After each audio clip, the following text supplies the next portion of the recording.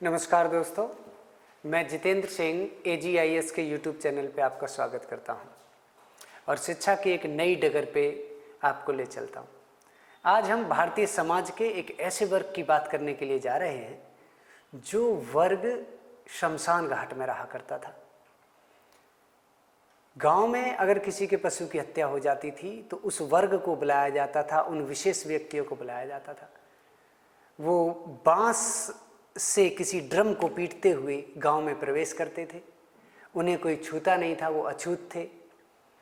बाहर ले जाकर पशुओं को डालना उनका कार्य था। इतना ही नहीं, शमशान घाट में जो मुर्दों का कफन होता है, उस कफन से वस्त्र बनाकर वो कपड़े पहनते थे। बहुत ही गंदे से रहते थे। मनुष्य की हड्डियों या जानवरों की हड्डियों से वो एक भवन तैयार करते थे, घर सा बनाते थे, जिसमें बैठकर वो यक्षों की पूजा किया करते थे। इन्हें बहुत ही विचित्र प्रकार का माना जाता था। आज मैं उन्हीं अघोरियों की नहीं, चांडालों की बात करने के लिए जा रहा हूँ, क्योंकि मेरी बात ये सुनकर ज़्यादातर बच्चों को ऐसा लग रहा होगा कि ऐसे तो अघोरी थे। तो मैं एक वर्ग की बात करता हूँ। वैसे तो भारत में मुख्यतः 4 वर्ग थे: ब्राह्मण, क्षत्रिय, वैश्य और शूद्र। मध्यकाल शुरू होने पर अल-बरूनी ने एक किताब लिखी, किताबुल हिंद। उसमें भारतीय समाज को 6 वर्गों में विभाजित किया गया है। वो बताते हैं कि ब्राह्मण, क्षत्रिय, वैश्य, शूद्र के बाद एक 5वां वर्ग था, जिस वर्ग का नाम था अंत्यज। ये डलिया बनाने वाले या फिर मूर्ति बनाने वाले या विशेष किसी कारीगरी में या किसी क्षेत्र में निपुण व्यक्ति होते थे, जिन्हें अंत्यज कहा जाता था।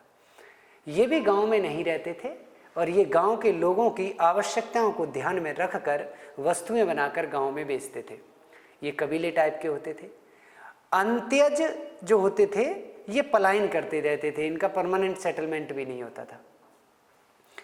अंत्यजों से भी नीचे एक निम्न वर्ग था, जिसमें चांडाल, हादी और डोम नाम का वर्ग अल-बरूनी बताता है। आज मैं उन्हीं चांडालों की बात करने के लिए जा रहा हूँ। सबसे पहले तो मैं शुरुआत में ले चलता हूँ आपको, जहाँ पर चांडालों का उदय हुआ। मैं आपको बताता हूँ, वैदिक काल में एक वेद का निर्माण हुआ, यजुर्वेद। यजुर्वेद की 2 शाखाएँ हैं, शुक्ल यजुर्वेद और कृष्ण यजुर्वेद। शुक्ल यजुर्वेद का ब्राह्मण ग्रंथ शतपथ ब्राह्मण में पुरुष मेघ यज्ञ का वर्णन है। ये यज्ञ 5 दिन चलता था, पुरुष मेघ यज्ञ, जिसमें पुरुषों की बलियां दी जाती थी। उस यज्ञ में ये वर्णन किया गया है कि जिस पुरुष की बलि दी जाएगी वो चांडाल नहीं होना चाहिए, वो काला नहीं होना चाहिए, वो अपवित्र नहीं होना चाहिए। तो हमें वहाँ भी इसका वर्णन वैदिक काल में मिलता है। सबसे प्रामाणिक वर्णन की बात करें, लिखित एविडेंस, तो चंद्रगुप्त विक्रमादित्य के टाइम पर एक चीनी यात्री फाहियान यहाँ आता है और वो चांडालों का वर्णन करता है। सबसे डीप वर्णन फाहियान ने ही किया है। तो हम ये जानते हैं कि फाहियान ने ही चांडालों का पहली बार भारतीय इतिहास में वर्णन किया। चांडालों के बारे में वो लिखता है कि चांडाल लहसुन प्याज खाते थे, मांस खाते थे, मदिरा का सेवन करते थे। ये बहुत ही गंदे कपड़े पहनते थे, इन्हें लोग छूते नहीं थे, अछूत थे। हाँ, एक बात ध्यान रखने योग्य है कि जो चांडाल वैदिक काल में थे वो उस समय अछूत तो नहीं थे, शायद ऐसा वर्णन नहीं मिलता, तो वहाँ अछूत नहीं थे। लेकिन गुप्त काल आते आते ये अछूत बन गए।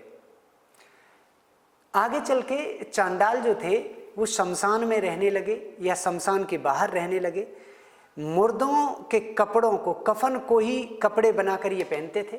सफ़ेद कपड़ा होने के कारण बहुत ज़्यादा गंदा हो जाता था, तो ये गंदे किस्म के लोग कहे जाते थे उस समय। इन्हें छूना वर्जित था और जो इन्हें छूता था वो अछूत हो जाता था। फाहियान के बाद हम हर्षवर्धन के टाइम पर भी एक चांडाल विद्वान मातंग दिवाकर का नाम सुनते हैं। ये मोस्ट इम्पोर्टेंट फैक्ट है कि हर्षवर्धन के टाइम पर हर्षवर्धन के जो दरबारी कवि थे, नाम था बाण भट्ट। बाण भट्ट के बहनोई मयूर भट्ट, तो ये 2 उच्च वर्ग के विद्वान थे। और इसके अलावा एक निम्न वर्गीय विद्वान मातंग दिवाकर था, जो एक चांडाल था।